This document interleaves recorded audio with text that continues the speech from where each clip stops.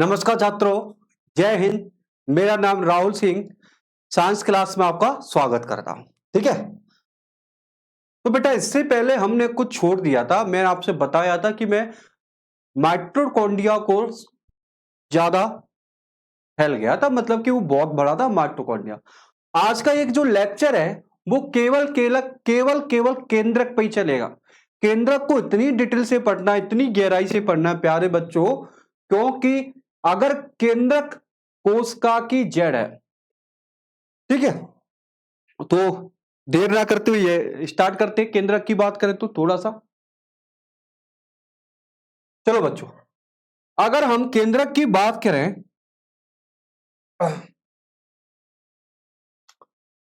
कोशिकीय अंग केंद्रक की खोज सबसे पहले रॉबर्ट ब्राउन ने की थी। ये शब्दांश तो आपको याद होना चाहिए। जैसे आपको पता है, अगर मकान बनता है, हमारे घर में मकान बनता है तो सबसे पहले भूमि पूजन किया जाता है, नारियल फोड़ा जाता है, पूजा पाठ किया जाता है। इसी तरह आपको बता दूं, अगर हम केंद्रक की खोज करने वाले हैं तो इसके खोजकर्ताओं के नाम भी याद रखना। खोजकर्ताओं के नाम आपको याद रखना पड़ेगा कि भैया कि केंद्रक की खोज रॉबर्ट ब्राउन ने की। इतना गहराई से पढ़ा दूंगा बेटा, इतना गहराई से पढ़ लेंगे आप लोग कि शायद आपको कहीं और पढ़ने की कोई ऐसा पढ़ाता ही नहीं है। ठीक, एनसीईआरटी से मैच कर लेना बेहतरीन तरीका से। आग लगा देंगे, राहुल सर का एक ही मंत्र है साइंस में, आग लगा देंगे या साइंस को घर ही कर देंगे, आपके दिमाग में डाउनलोड करा दूंगा। सर 1831 में की, बाद में फ्लेमिंग ने केंद्रक में बाला क्षारीय रंजक को क्रोमेटिन नाम दिया। तो बेटा जरा, केंद्रक में खोज करने वाला व्यक्ति कौन था? Robert brown. परंतु केंद्रक में कुछ पदार्थ मिला था, उसकी खोज करके या उसका फ्लेमिंग ने उसका नाम क्या दे दिया? क्रोमेटिन। क्या होता है? अभी आप कहोगे सर क्रोमेटिन क्या होता है? बिल्कुल, सवाल तो उठना चाहिए, परंतु क्रोमेटिन आपको 2 मिनट बाद समझ में आएगा बच्चों। कितने मिनट बाद समझ में आएगा? 2 मिनट बाद, क्योंकि पूरा क्रोमेटिन का पूरा लेक्चर है पूरा। ठीक है, अगर आपसे पूछा जाए केंद्रक दोहरी झिल्ली से परिपूर्ण होता है, कोशिका की आनुवांशिक सूचना निहित होती है, इसलिए केंद्रक को कोशिका का नियंत्रक और निर्देश माना जाता है। मेरी बात सीखेंगे। सबसे पहले केंद्रक जो होता है वो दोहर झिल्ली का, कितनी लेयर होती है? डबल लेयर होती है। कितनी लेयर होती है? डबल लेयर होती है। दुई झिल्ली से घिरा होता है आपका केंद्रक। ठीक, अगर मैं आपसे पूछा जाऊं कि केंद्रक में आनुवांशिक सूचनाएं होती हैं, आनुवांशिक सूचना क्यों कह रहा हूं, उस पर चर्चा कर लेता हूं। देखो बेटा, डायग्राम भी दिया होगा, नहीं दिया तो कोई बात नहीं। ये भैया आपकी कोशिका है, ये आपकी क्या है? सेल है, आपकी कोशिका। दोस्तों, ये आपका केंद्रक, कोशिका के मध्य में कौन होता है? ये आपका केंद्रक है। और सर इसके अंदर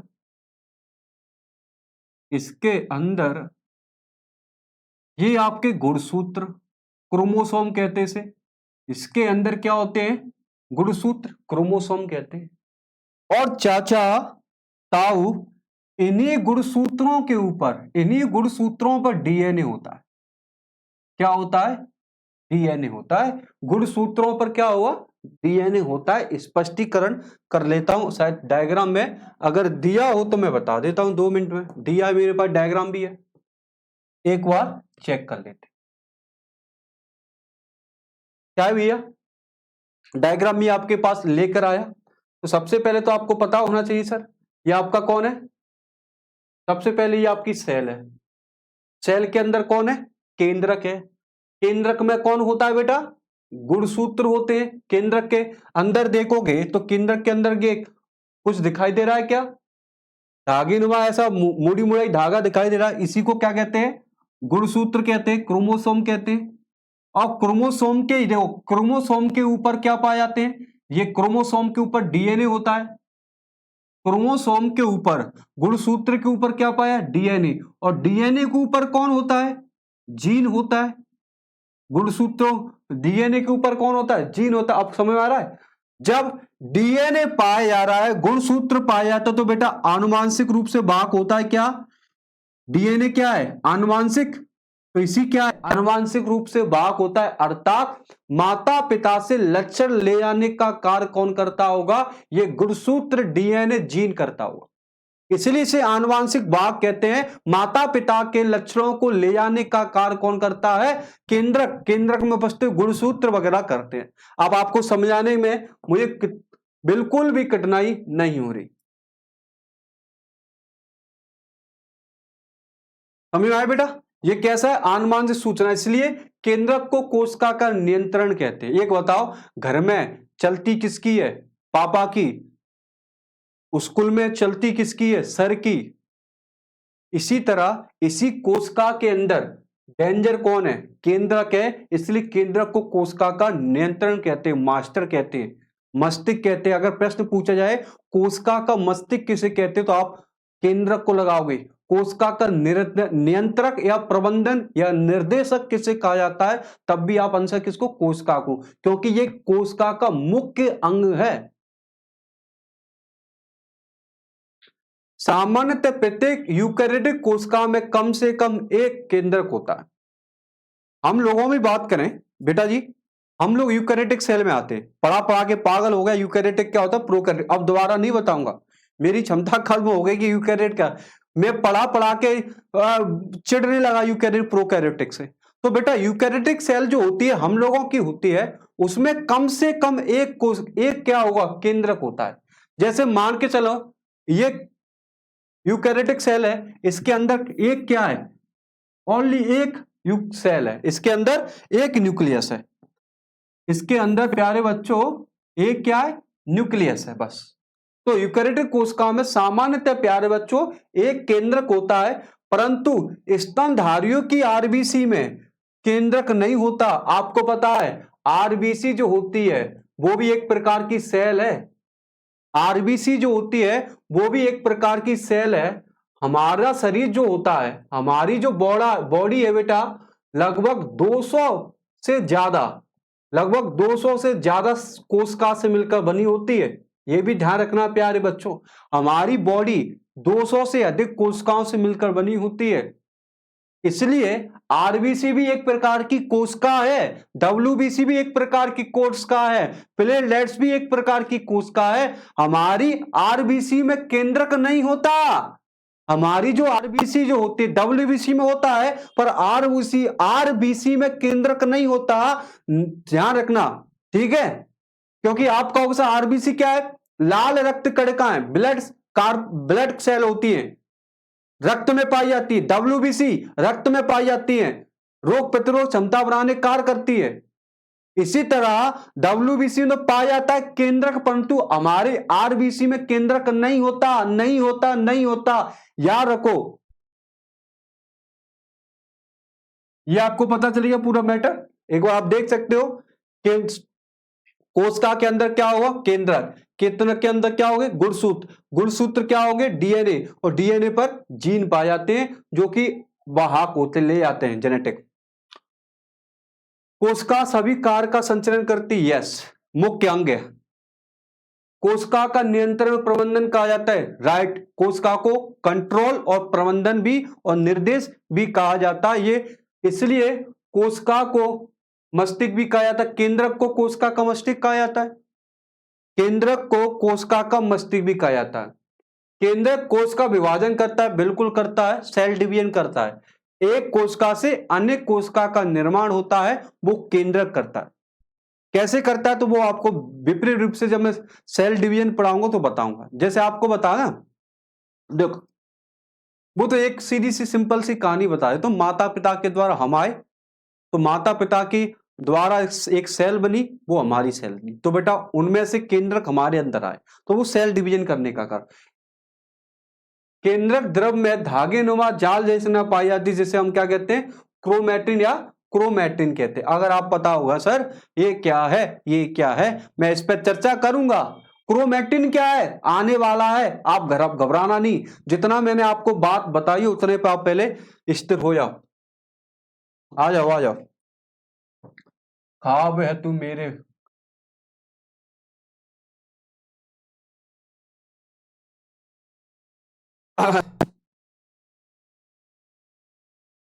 प्यारे बच्चों, जब से देखो ये कोशिका है, ये भैया सॉरी केंद्रक है, ये आपका क्या है, न्यूक्लियस है, केंद्रक है। प्यारे बच्चों, मेरी राइटिंग इतनी अच्छी नहीं है, राइटिंग लड़कियों की अच्छी होती है क्योंकि लड़कियां हमेशा अच्छी होती है। राइटिंग लड़कियों की सुंदर होती है क्योंकि लड़कियां हमेशा सुंदर होती है। लड़कों की राइटिंग अच्छी नहीं होती, लड़के सुंदर नहीं होते, वैसा ही होते खेमड़े। ठीक है, क्या कह रहे हैं, ये आपका केंद्रक है। अब एक एक चीज सीख लेना, मैं डायग्राम से बता रहा हूं, फिर नहीं बताऊंगा बेटा, फिर आपसे पूछूंगा ये क्या क्या चीज चल रही है। मैं आपसे फिर बाद में ये पूछूंगा कि केंद्रक के अंदर, अभी तक आपने पढ़े है ना केंद्रक की खोज किसने की, केंद्रक क्या करता है, आपने शून्य पढ़ा है कहीं से।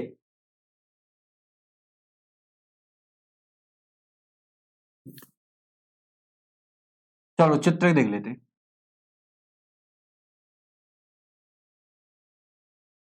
केंद्रक, ओके, केंद्रक के देखो सबसे पहले ये क्या है, ये जो न्यूक्लियस, सबसे पहले तो आपको देखो इसको कहते हैं झिल्ली, केंद्रक झिल्ली। ये क्या है भैया, केंद्रक। तो केंद्रक झिल्ली ये है, ये जो प्रकार की ये है, ये इसको क्या कह रहे हैं भैया, इसको क्या कह रहे हैं, केंद्रक झिल्ली कह रहे हैं। अगर आपसे पूछा जाए न्यूक्लियर पोर क्या होता है, केंद्रीय नाभिक क्या होता है, पोर को नाभिक कहते हैं। केंद्रीय नाभिक क्या होता है, अगर आपसे पूछा जाए केंद्रीय नाभिक क्या होता है, ये यहां पर आपको ये जॉइंट दिखाई दे रहे हैं क्या प्यारे बच्चों, यहां पर ये जॉइंट है, दोनों के बीच में जॉइंट है, यहां पर ये जॉइंट है, इनको क्या कह रहे हैं, नाभिकीय पोर कह रहे हैं। तो नाभिकीय पोर क्या होता है, सॉरी न्यूक्लियर पोर कह रहे हैं। अगर आपसे क्रोमेटिन, जस्ट अभी पूछा है क्रोमेटिन, चिल्ला रहे से क्रोमेटिन जाल क्या होता है, क्रोमेटिन क्या होता है, तो बेटा ये क्रोमेटिन क्या है, तो ये क्रोमेटिन यहां पर रेड कलर की जो दिखाई दे रही है आपको, धागा फैला हुआ पूरा धागा, धागे जैसी रचना दिखाई दे रही है केंद्रक में, उसी को क्या कहते हैं, क्रोमेटिन कहते हैं। इसमें जो बीच में एक लिक्विड टाइप का भाग होता है उसे हम न्यूक्लियस कहते हैं, केंद्र का कहते हैं।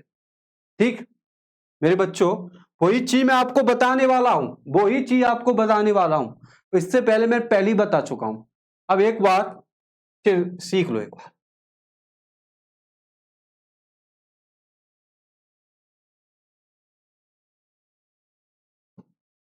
ठीक है,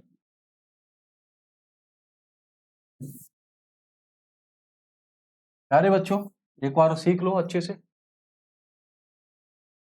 सबसे पहले केंद्रक झिल्ली क्या है, न्यूक्लियर मेमोरी क्या है, तो ये रही बेटा केंद्रक झिल्ली, ये वाली है केंद्रक झिल्ली, ये वाली है। अगर आपसे केंद्रक द्रव पूछा जाए, केंद्रक पूछा न्यूक्लियोप्लाज्म पूछा जाए, न्यूक्लियस, तो ये इसके अंदर एक द्रव भरा रहता है, इसके अंदर द्रव भरा होता है, उसको क्या कहते हैं, न्यूक्लियोप्लाज्म या केंद्र। क्रोमेटिन आपको दिख गया, क्रोमेटिन कहाँ है, ये जो भाग है रेड कलर का जो भाग है उसी को क्या कहते हैं, क्रोमेटिन। और केंद्रक झिल्ली आपको पता चल गया। और बेटा केंद्र का पूछा जाए, केंद्र का, तो केंद्र का जी रही ये वाली है, ये इसको क्या कहते हैं, केंद्र का कह रहे हैं, जिसको न्यूक्लियस लिखा हो, यहां पर न्यूक्लियस लिखा है, देखा है, ये रहा, ये रहा न्यूक्लियस। ठीक है, तो मैंने आपको केंद्रक के अंदर जो पाया जाता है उसकी संरचना पूरी बता दी है, क्रोमोटिन क्या होती वगैरह वगैरह।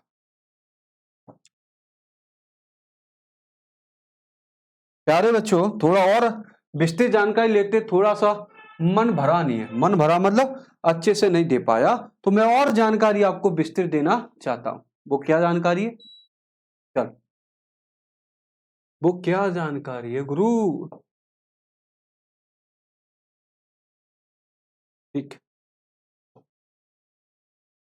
सबसे पहले केंद्रक में क्या होते हैं, जस्ट बता चुका, केंद्रक में गुणसूत्र होते हैं, गुणसूत्र पे कौन होता है, डीएनए होता है, और इसलिए केंद्रक को आनुवांशिकता का केंद्रक कहा जाता है, आनुवांशिकता का केंद्र कहा जाता है। शुरुआत में बता चुका कि केंद्रक में फलाना फलाना चीज होती है। अगर आपसे पूछा जाए केंद्रक को कोशिका का क्या कहते हैं, मैनेजर कहते हैं, क्योंकि बेटा मैनेजर क्या करता है, अगर एक होटल का मैनेजर है वो सारे स्टाफ को कंट्रोल कर सकता है। इसी तरह कोशिका के अंदर केंद्रक को मैनेजर कहते हैं। क्यों? वो राइबोसोम को कंट्रोल कर सकता है, ईआर को कंट्रोल कर सकता है, गोल्जी बॉडी को, तारका सबको क्या कर सकता है, कंट्रोल कर सकता है। और मस्तिष्क भी कहते हैं, ये तो हमने देख चुका। केंद्रक के अध्ययन को क्या कहते हैं, क्रायोलॉजी कहते हैं। ये भी पॉइंट बहुत ही विस्तृत महत्वपूर्ण है कि केंद्रक के अध्ययन को स्टडी ऑफ द न्यूक्लियस किसे कहा जाता है, तो क्रायोलॉजी कहते हैं। केंद्रक के अध्ययन को क्या कहते हैं मेरे दोस्तों, क्रायोलॉजी कहते हैं। क्या कहते हैं, क्रायोलॉजी। केंद्रक के अंदर एक अम्ल पाया जाता है, केंद्रक के अंदर एक अम्ल होता है जिसे हम क्या कहते हैं, न्यूक्लिक अम्ल है। केंद्रक के अंदर एक जो फॉर्म होता है, एसिड होता है, उस एसिड को कहते हैं न्यूक्लिक एसिड कहते हैं, हिंदी में कहते हैं न्यूक्लिक अम्ल। क्योंकि इसी न्यूक्लिक अम्ल में सारी जैविक क्रिया, रासायनिक क्रिया होती है, तो ये भी आप ध्यान रखते चलेंगे। न्यूक्लिक अम्ल की सबसे छोटी इकाई कौन है, न्यूक्लियोटाइड होती है, जो शर्करा और नाइट्रोजन क्षार और फॉस्फेट से मिलकर बनी होती है। अगर इसको और भी विस्तृत रूप से जानेंगे ना बेटा, इसको और अब से जाने, नाइट्रोजन क्षार क्या होती है, आपको शर्करा क्या होती है, वो आपको डीएनए में पढ़ाऊंगा ना, तो वहां पर क्लियर होगी कि डीएनए की शर्करा फॉस्फेट। आपको अगर आप चाहो तो इसको याद कर लेना, नहीं चाहो तो कोई दिक्कत वाली बात नहीं है। ये पॉइंट मैं वहां पर आपको क्लियर करा दूंगा, क्योंकि अभी क्लियर करा दूंगा तो पूरा मैं टाइम के साथ अपना पूरा ध्यान भटक जाएगा। न्यूक्लियोटाइड को बिल्डिंग ऑफ ब्लॉक कहते हैं, ये भी आप थोड़ा याद कर लेना, मेरी रिक्वेस्ट है। ये मत कहना सर ने छोड़ दिया, मैं किसी चीज को छोड़ता नहीं हूं, जब तक तोड़ेंगे नहीं तब तक छोड़ेंगे नहीं। ये समझ में आ गया? एक बार और समझाऊं क्या, एक बार और समझा देता हूं, एक से और समझा देता हूं बेटा। ये बेटा क्या है, केंद्रक। केंद्रक में कौन होते हैं, गुणसूत्र, और गुणसूत्र के ऊपर कौन होते हैं, डीएनए, और डीएनए पर कौन होते हैं, जीन। और यही क्या करते हैं, आनुवांशिक क्रिया को करने का कार्य करते हैं। आनुवांशिक लक्षण क्या होते हैं आपको पता है क्या? अगर मैं आपसे पूछूं आनुवांशिक लक्षण क्या होते हैं, प्यारे बच्चों आनुवांशिक लक्षण क्या होते हैं, कोई बता सकता है? तो आप बताओ। ऐसे लक्षण जो माता पिता से हम लोगों में आए, वो आनुवांशिक लक्षण। मेरा चेहरा मेरे पिताजी से मिलता है, तो बेटा पिताजी से लक्षण आया तो इसलिए पिताजी से मिल रहा है, तो ये कैसा लक्षण है, आनुवांशिक लक्षण। मेरी हाइट मम्मी पे गई है तो वो आनुवांशिक लक्षण। जैसे ही बच्चा पैदा होता है तो बचपन में कह रहे कि इसकी शक्ल तो इसकी बुआ पे गई है, इसकी पापा पे गई है, कहते हो बेटा, तो वो कैसा है, आनुवांशिक लक्षण। तो आनुवांशिक लक्षण ले आने का कार्य यही सब करता है, केंद्रक के द्वारा करते, यही हमारी भौजी है, सब काम करती है। ठीक है, आ जाओ, चलेंगे सर। प्यारे बच्चों, न्यूक्लियस के दो भाग होते हैं, एक पूर्ण विकसित केंद्रक होता है।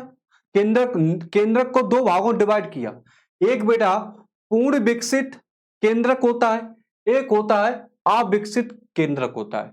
पूर्ण विकसित केंद्रक किसमें पाया जाता है, तो हम कह सकते हैं यूकैरियोटिक कोशिकाओं में बेटा पूर्ण विकसित होता है, अर्थात पूर्णतः डेवलप्ड होता है।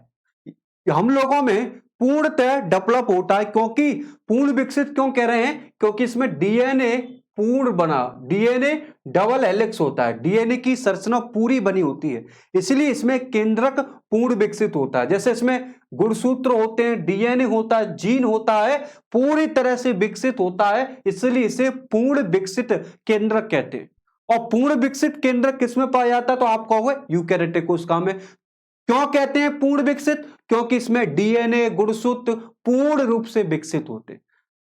ठीक है, अविकसित केंद्रक किसे कहते हैं, किसमें पाए जाते हैं बेटा, प्रोकैरियोटिक कोशिका में। क्यों कहते हैं बेटा, इसमें डीएनए, इस वाले भाग में डीएनए पूर्ण रूप से विकसित नहीं होता, अर्थात हम कह सकते हैं इसमें केंद्रक पूर्ण रूप से विकसित नहीं होता।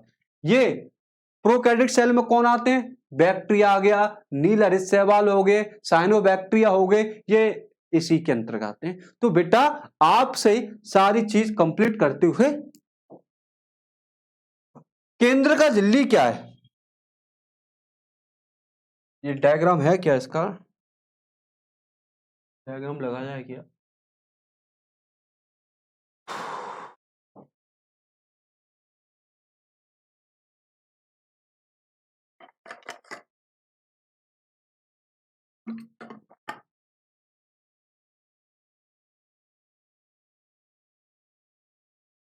प्यारे बच्चों थोड़ा देखो, अगर डायग्राम है तो मैं आपको डायग्राम से भी समझाते चल।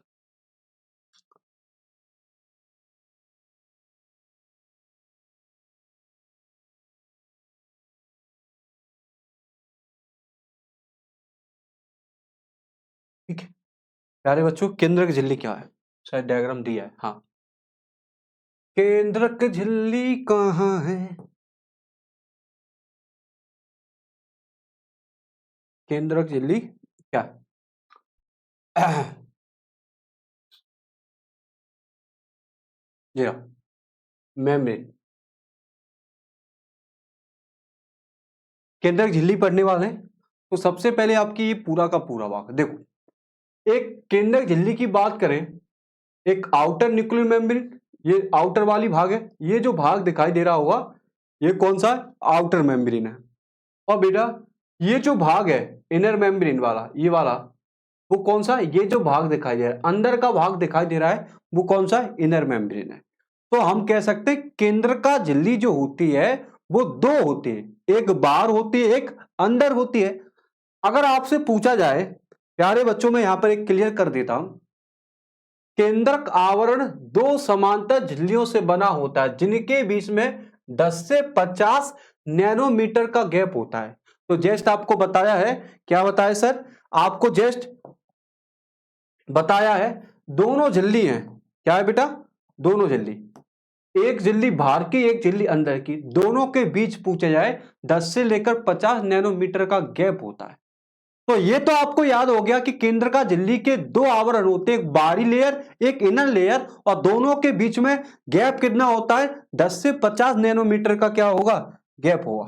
ठीक है, यह आवरण केंद्रक में मिलने वाले द्रव और कोशिका के बीच अवरोध का काम करते। इस बात को क्लियर करने में मुझे क्या टाइम लगेगा? अगर मैं आपसे एक क्लियर बात करूं, इस पॉइंट को ही लेकर चल रहा हूं प्यारे बच्चों, इस पॉइंट को लेकर चल रहा हूं जो मैंने जस्ट पढ़ा है अभी। ये देखो बेटा, ये जो है ना आपकी कोशिका है। प्यारे बच्चों इस पॉइंट को क्लियर करेंगे। अगर मैं शब्द को नहीं समझा, मैं शब्द पे ही खेल है बेटा, अगर शब्द आपको समझ में आ रहा है तोड़ तोड़ के समझा रहा हूं। ये आपकी क्या है? कोशिका।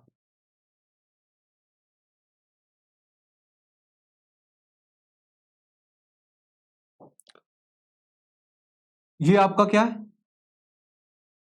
ये भैया आपका है केंद्रक। अब तो सीखोगे, ये भैया आपका केंद्रक है, ये पूरी कोशिका है।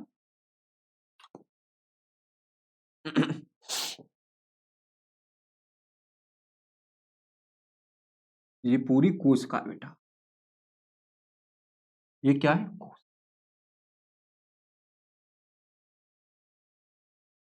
इसके अंदर एक द्रव पाया जा रहा है, केंद्रक के अंदर एक द्रव पाया जाता है। इस द्रव को क्या कहेंगे?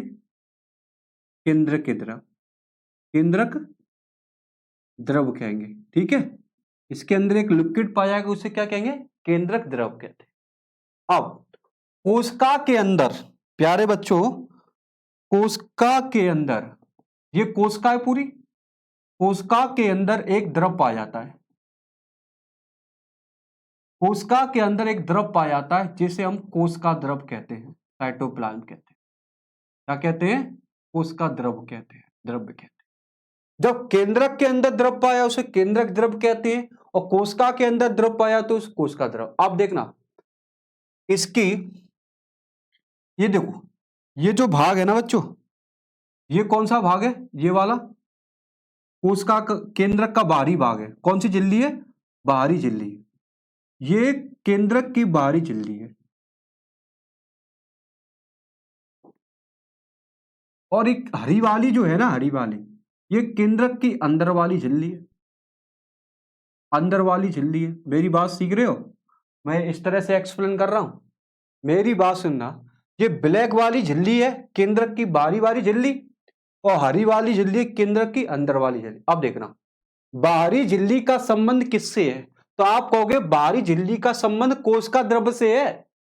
बताओ कोशिका द्रव्य किसमें आकर मिलेगा, कोशिका द्रव्य जो है ना वो किससे स्पर्श कर रहा है, तो आप कहोगे कोशिका द्रव्य आपकी बाहरी झिल्ली से स्पर्श कर रहा है।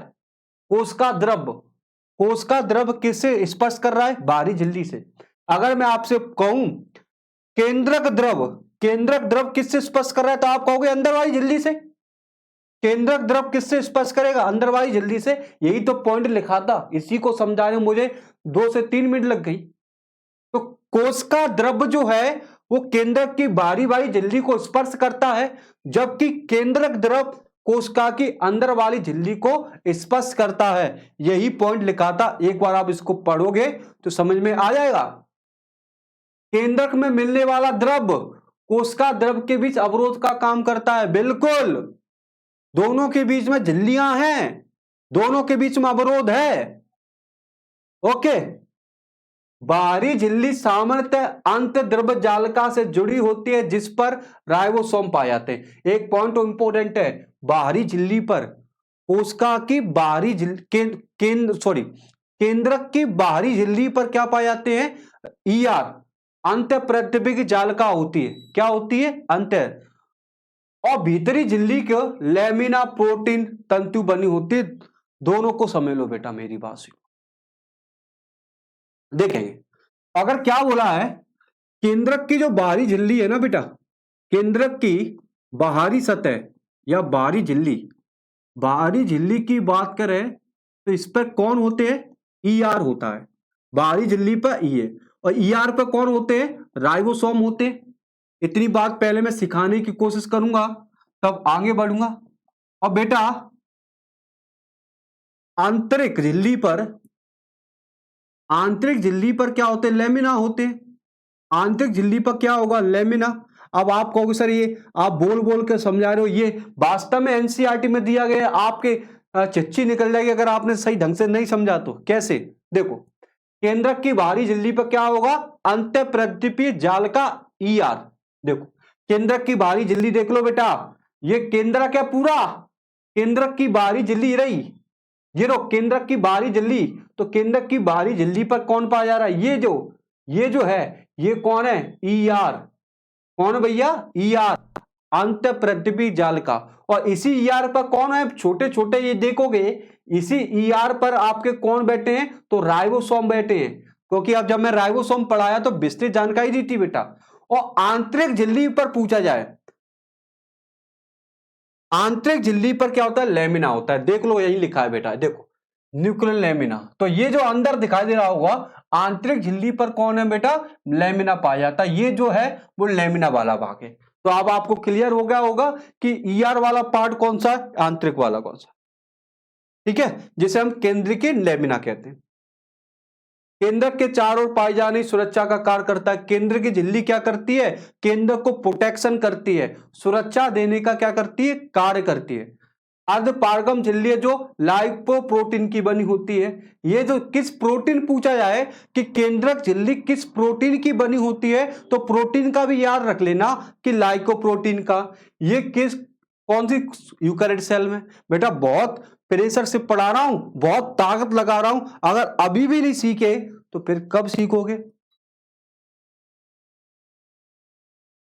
आई होप आपको ये सारा डायग्राम आपको क्लियर हुआ होगा। केंद्रक द्रव क्या होता है, केंद्रक द्रव क्या होता है,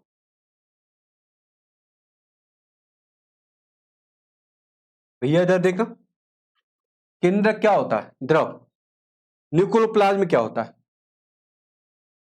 केंद्रक द्रव को न्यूक्लियोप्लाज्म कहते हैं। ये बताओ केंद्रक के अंदर जो लिक्विड होगा, केंद्रक के अंदर लिक्विड होगा इसी को क्या कहते हैं, न्यूक्लियोप्लाज्म। केंद्रक द्रव, केंद्रक द्रव में विभिन्न रसायन उपस्थित होते हैं, उसी को क्या कहते हैं, केंद्रक द्रव कहते हैं। देखो इसके अंदर लिक्विड होगा ना, उसी को क्या कहते हैं, केंद्रक द्रव। अभी तो पढ़ा रहे थे। और कौन कौन से रसायन होते हैं, न्यूक्लियोटाइड होता है, न्यूक्लियोसाइड, वही न्यूक्लिक अम्ल वाला न्यूक्लियोटाइड। केंद्रक के अंदर कौन सा द्रव पाया जाता है, तो आप कहोगे न्यूक्लियोटाइड होता है। न्यूक्लियोसाइड होता है, प्रोटीन होते हैं और एंजाइम होते हैं। केंद्रक के अंदर दो घटक होता है, केंद्रक द्रव के अंदर दो घटक होते हैं, पहले को क्रोमैटिन कहते हैं, दूसरे को केंद्रिका कहते हैं। दोनों को याद करते हुए चल रहे हैं। अब मैं डायग्राम से बता दे थोड़ा सा। क्रोमैटिन जाल दिखाई दे रहा है, जाल सा ऐसा धागा धागा, इसी को क्या करें, क्रोमैटिन। केंद्रा का न्यूक्लियस, न्यूक्लियस को क्या कहते हैं, केंद्र का। तो यहां पर ये संरचना दिखाई दे रही है, न्यूक्लियस होती है, ठीक है। अब हम क्रोमैटिन को पढ़ने वाले, न्यूक्लियस को पढ़ेंगे। क्रोमैटिन की बात करें बच्चों, प्यारे बच्चों, क्रोमैटिन की बात करने वाले, क्रोमैटिन क्या है, तो क्रोमैटिन नेट क्या होता है, क्रोमैटिन जाल क्या होता है, इस पे हम विस्तृत जानकारी करने वाले। क्रोमैटिन जाल क्या है, सबसे पहले तो आपको पता है, इसमें जो धागा दिखाई दे रहा है इसको क्या कहते हैं, क्रोमैटिन कहते हैं। एक गोल रचना दिखाई देती है, इसको न्यूक्लियस कहते हैं, केंद्रिका कहते हैं। अब मैं बात करूं, क्रोमैटिन जाल शब्द फ्लेमिंग ने दिया था, ये भी पॉइंट आएगा। क्रोमैटिन नाम आपको शुरुआत, केंद्रक स्टार्ट किया था ना मैंने, तो आपको बताया था रॉबर्ट ब्राउन ने केंद्रक की खोज की थी, जबकि क्रोमैटिन नाम किसने दिया था, फ्लेमिंग सामने दिया था। ये पॉइंट आपके दिमाग में याद होना चाहिए। केंद्रक में अस्पष्ट न्यूक्लियोप्रोटीन तंतुओं की जालिका होती है। इसमें जो जाल दिखाई दे रहा है आपको, ये जो धागा दिखाई दे रहा है वो किसका बना है, तो आप कहोगे न्यूक्लियोप्रोटीन का बना है। इसमें जो जाल है बेटा वो किसका बना है, न्यूक्लियोप्रोटीन का जाल बना है। प्यारे बच्चों, किसका बना है, न्यूक्लियोप्रोटीन का जाल है। ये जो जाल है बेटा वो न्यूक्लियोप्रोटीन का जाल है, जिसे हम क्या कहते हैं, क्रोमेटिन। अगर आपसे प्रश्न उठेगा क्रोमेटिन किससे बना होता है, तो आप क्या बनाओगे, न्यूक्लियोप्रोटीन से मिल बना होता है। क्रोमेटिन किससे बना होता है, तो याद कर लोगे कि न्यूक्लियोप्रोटीन से मिलकर बना होता है, जो केंद्रक द्रव में रहता है। देखो इसके अंदर जो द्रव होगा इसको क्या कहेंगे, केंद्रक द्रव, ठीक है, न्यूक्लियोप्लाज्म। इसमें मुख्यतः डीएनए होता है, स्टोन प्रोटीन की बनी होती है। यह भी ध्यान रखना है कि क्रोमेटिन में बेटा डीएनए पाया जाता है और स्टोन प्रोटीन भी होती है। क्रोमेटिन तंतु आनुवंशिक सूचना रखता है, जो जेनेटिक इंफॉर्मेशन होती है, माता पिता से जो इंफॉर्मेशन हम लोगों में आती है वो कहां पर रहती है, ये भी ध्यान रखो, वो रहती है आपके क्रोमेटिन में फंसी रहती है। क्यों रहती है, इस क्रोमेटिन में बेटा डीएनए होता है। इस क्रोमेटिन में बेटा कौन होता है, डीएनए होता है, और डीएनए बेटा आनुवंशिक सूचना रखता है, जेनेटिक इंफॉर्मेशन रखता है। तो ध्यान रखना, डीएनए स्टोन रहता है। ये क्लियर होना चाहिए बच्चों, ठीक है। क्रोमेटिन के रासायनिक संगठन में क्या होता है, DNA, RNA, stone protein, non stone protein. ये भी ध्यान रखना कि आपके क्रोमेटिन में क्या क्या पाए जाते हैं। क्रोमेटिन में क्या होते हैं, इसमें क्या होगा, तो आपको डीएनए, आरएनए, स्टोन प्रोटीन, ये सारी चीज आपको पता होना चाहिए। इतना गहराई वाला चीज पढ़ रहे हैं कि कोई नहीं पढ़ा था, एनसीईआरटी दिया है, पढ़ के देख लेना। और ऐसे एक्सप्लेन भी नहीं कोई करता, हर चीज को मैं डायग्राम से बता रहा हूं बेटा। क्रोमेटिन नेट दो प्रकार का होता है। ये जो नेट है ना, धागा जो उसके अंदर पाया जा रहा था वो भी दो प्रकार का है। एक जो अच्छा भी होगा बुरा भी होगा, तो दो प्रकार का धागा होता है, उसमें जाल होता है दो प्रकार का। वो कौन सा होता है, एक जाल को यूक्रोमेटिन कहते हैं, एक जाल को क्या कहते हैं, यूक्रोमेटिन कहते हैं, दूसरे जाल को हेटेरोक्रोमेटिन कहते हैं। दो प्रकार के जाल है इसके अंदर, दो प्रकार के क्रोमेटिन जाल है। एक को कहते हैं यूक्रोमेटिन कहते हैं, दूसरे को हेटेरोक्रोमेटिन कहते हैं।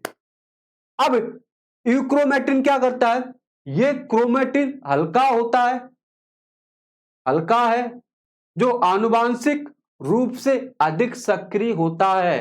कहते हैं जो अच्छा, कहते हैं आम, एक ठेले पे आम रखे, कई तरह के आम होते हैं, लंगड़ा आम, लंबा आम, चूसा आम।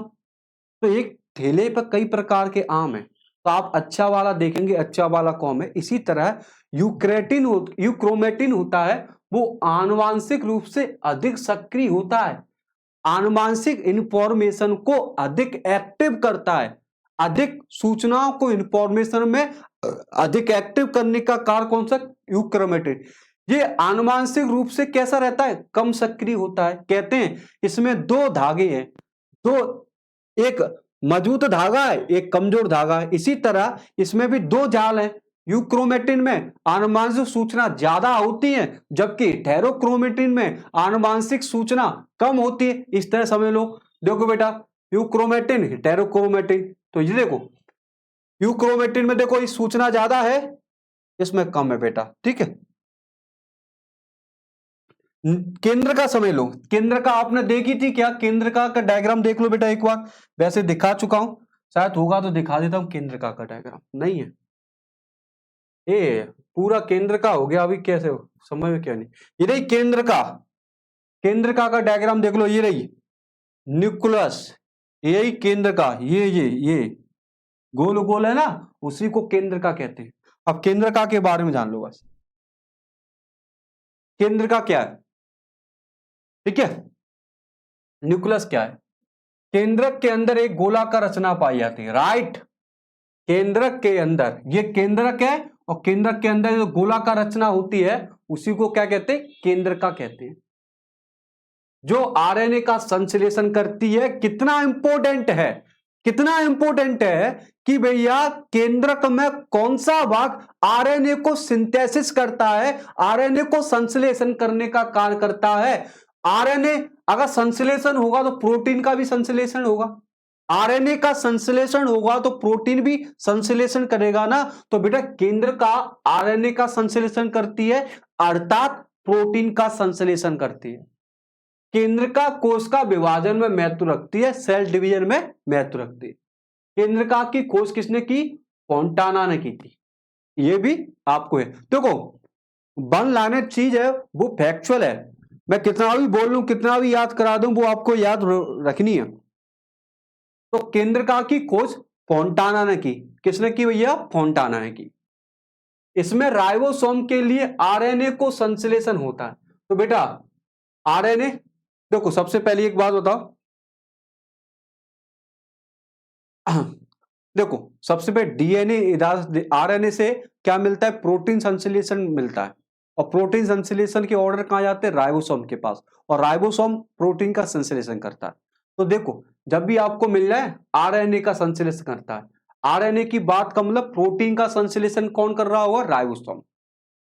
सक्रिय राइबोसोम आरएनए का संश्लेषण हेतु स्थल केंद्र का कोशिका की राइबोसोम फैक्ट्री कहते हैं। ये भी ध्यान रखना, केंद्र का, मैं अभी मुझे पता है आपको नहीं आ रहा, पॉइंट समझ लो बस। केंद्र का कोशिका की राइबोसोम की फैक्ट्री कहती। अगर मैं आपसे पूछूं यहां पर, इधर देखना, डीएनए से आरएनए, डीएनए से आरएनए, डीएनए से ऑर्डर आया कि प्रोटीन का संश्लेषण करना है, डीएनए से ऑर्डर आया प्रोटीन का संश्लेषण करना है। ऑर्डर कहां आएगा, आरएनए के बाद। आरएनए प्रोटीन का संश्लेषण करने के लिए किसको निर्देश देती है, आरएनए प्रोटीन का संश्लेषण करने के लिए किसको कहता है।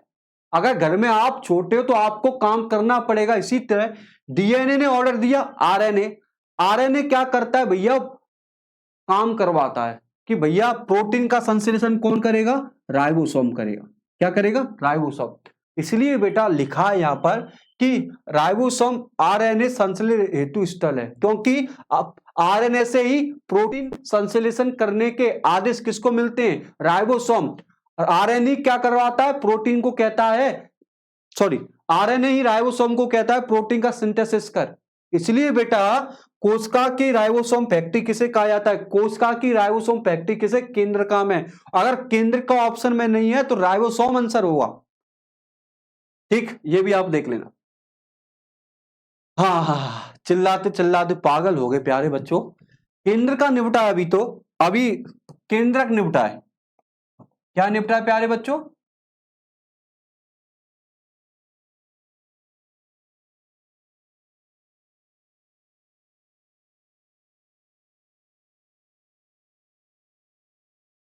प्यारे बच्चों अभी केंद्रक निपटा है।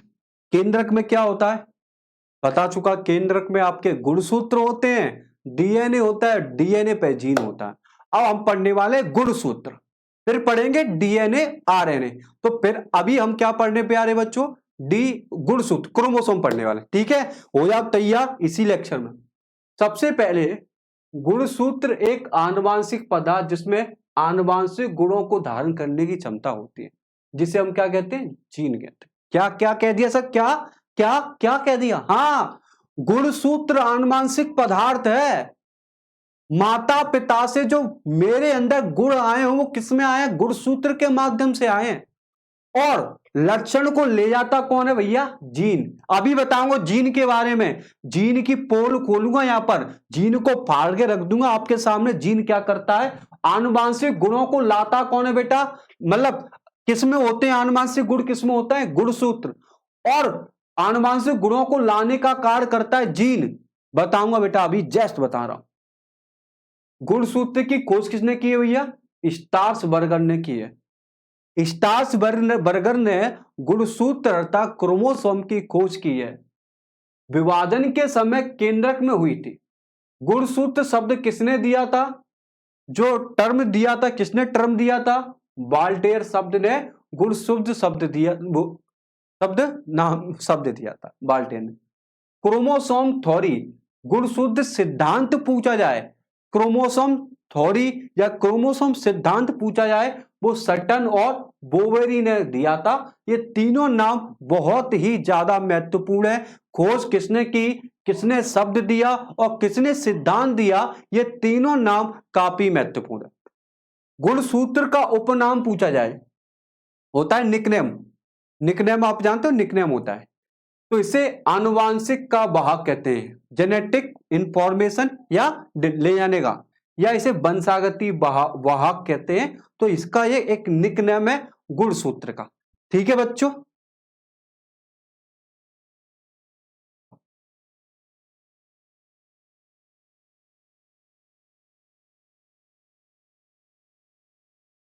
ठीक। तो ये इधर देख चल, कोशिका विभाजन के समय क्रोमेटिन पदार्थ संग्रहित होकर, देखो बेटा अब यहां पर एक शब्द आ रहा है, सेल डिवीजन हो रहा है। सेल डिवीजन का मतलब एक कोशिका से दूसरी कोशिका बन रही है। पहली शब्द सीख लो कि कोशिका विभाजन का मतलब है कि एक कोशिका से अन्य कोशिका या एक या दो कोशिका बन रही है। जैसे आपको बता दूं, एक सेल है, एक कोशिका, जब इसका विभाजन हुआ तो दो कोशिका बन गई या दो से अधिक बन गई। तो एक कोशिका से एक नई कोशिका का निर्माण होना कोशिका विभाजन कहलाता। ठीक है। क्रोमेटिन, क्रोमेटिन पढ़ा चुका हूं। क्रोमेटिन बेटा ये देखो, इधर देखिए, ये क्या है? केंद्रक। केंद्रक में ये कौन थे बेटा? केंद्रक में ये कौन थे? केंद्रक में ये क्रोमेटिन थे। क्रोमेटिन पदार्थ क्या हो रहे हैं? जुड़ रहे हैं। और क्रोमेटिन पदार्थ जुड़कर क्या बना रहे हैं? गुणसूत्र बना रहे हैं। तो यही है बेटा कि क्रोमेटिन जुड़ जाता है, क्रोमेटिन पदार्थ आपस में जुड़कर संघनित होकर क्या बना रहा है? गुणसूत्र बना रहा है, क्रोमोसोम बना रहा है। यकीनन आपको पता चल गया कि क्रोमोसोम का निर्माण किससे होता है, तो बता दोगे क्रोमेटिन पदार्थ से क्रोमोसोम या गुणसूत्र का निर्माण होता है। समझ में आया प्यारे बच्चों? परंतु विभाजन की विभिन्न अवस्थाओं के समय केंद्रक स्थान गुणसूत्र संरचना दिखाई देती है। ठीक। अगर आपसे पूछा जाए क्रोमोसोम का स्पष्ट अध्ययन क्या कहला कब दिखाई देता है? मेटाफेज अवस्था में। देखो बेटा, जब सेल डिवीजन होगा ना बेटा, मैं दो शब्द के बारे में चर्चा कर रहा हूं। जब मैं आपको कोशिका विभाजन चैप्टर पढ़ाऊंगा तो उसमें मेटाफेज क्या होता है, एनाफेज क्या होता है, ये फेज होते हैं, अवस्था होती है, कोशिका विभाजन की अवस्था होती। तो मैं अभी दो शब्द आपको बता रहा हूं। क्रोमोसोम स्पष्ट अध्ययन किया जाए, क्रोमोसोम का सही ढंग से अध्ययन किस अवस्था में किया जाता है? मेटाफेज अवस्था में। और बेटा क्रोमोसोम की आकृति का अध्ययन, उसके आकार का अध्ययन किस अवस्था में किया जाता है? एनाफेज अवस्था में किया जाता है। इतनी मेरी बात अभी ध्यान करना है कि सब मेटाफेज में क्रोमोसोम का अध्ययन किया जाता है और एनाफेज अवस्था में उसके आकार का अध्ययन किया जाता है। आई होप आपको क्लियर हो रहा होगा सारे बच्चों। हाँ, ठीक है। इसका जो कार्य क्या होता है, जेनेटिक, इसका फंक्शन क्या होता है, आनुवांशिक लक्षण को प्रकट करना, एक पीढ़ी से दूसरी पीढ़ी ले जाने कार्य करता है गुणसूत्र। बेटा आनुवांशिक लक्षणों को एक पीढ़ी से दूसरी पीढ़ी में ले जाता है। कैसे ले जाता है बताऊं बेटा, माता पिता से मैं पैदा हुआ तो माता पिता के लक्षण मुझ में आए, वो लाया कौन, गुणसूत्र लाया। मेरे भैया पैदा हुआ, मेरे भैये में भी माता जैसे, मेरी माँ, मेरा जो भैया है वो भी मेरी माँ जैसा दिखता है।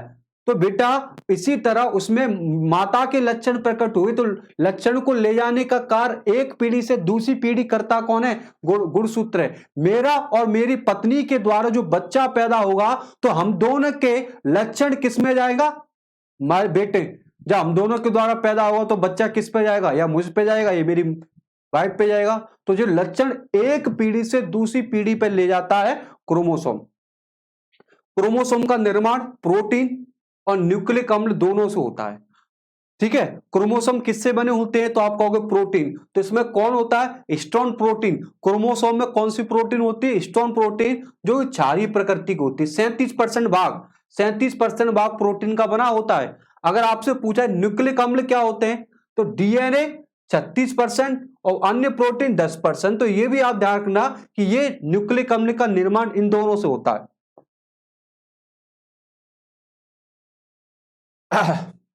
ये दोबारा वही आ गया, ठीक है, वही है बेटा।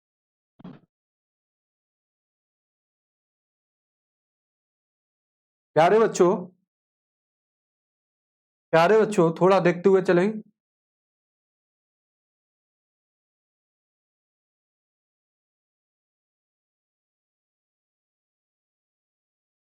ठीक है, अब यहां पर हम देखो सेटेराइड लिखा है, क्रोमीमियर क्या होता है बेटा, सेंटोमियर क्या होता है, द्वितीय संकीर्ण क्या होता है, इन पे पहले चर्चा कर ली बात है, एक एक करके चर्चा करेंगे। पहले क्या होते हैं, एक डायग्राम शायद मेरे पास दिया है, डायग्राम कहाँ गया,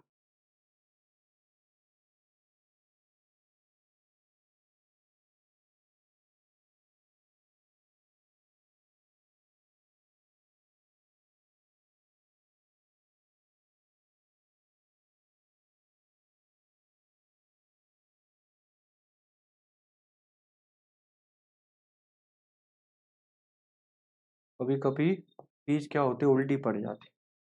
अब यहाँ पे सेटेलाइट समझाने के लिए डायग्राम चाहिए, डायग्राम मेरे पास है नहीं, क्या करें,